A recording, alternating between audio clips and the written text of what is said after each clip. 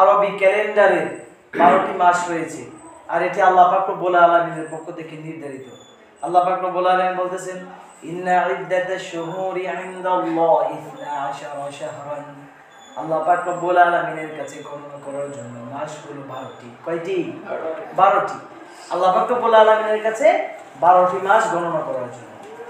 আর এটি তিনি লিখে রেখেছেন লাউহে মাহফুজে, সংরক্ষিত খাতার মধ্যে, সংরক্ষিত গৃহীতের মধ্যে তিনি এটা লিখে রেখেছেন। এই 12টি মাসের মধ্যে নবম মাস হচ্ছে রমাদানুল মুবারক, রমাদানুল কারীম, সম্মানিত মাস। আর এই রমাদান মাস হচ্ছে আসমানি কিতাব নাজিলের মাস।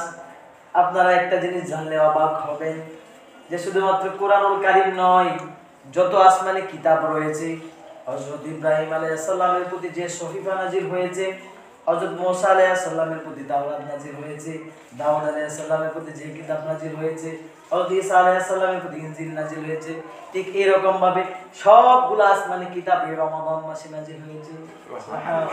এই রমাদান মাস হচ্ছে আসমানি কিতাব নাজিলের মাস। শুধুমাত্র কোরআনে এই মাসে নাজিল হয়নি, এই মাসে যত আসমানি কিতাব রয়েছে আল্লাহ পাক রব্বুল আলামিন এই বরকতময় রমাদান মাসে তিনি নাজিল করেছেন। সকলে বলুন সুবহানাল্লাহ। আরেকটি বিষয় গুরুত্বপূর্ণ, সেটা যে রমাদানের নাম কেন রমাদান রাখা হলো?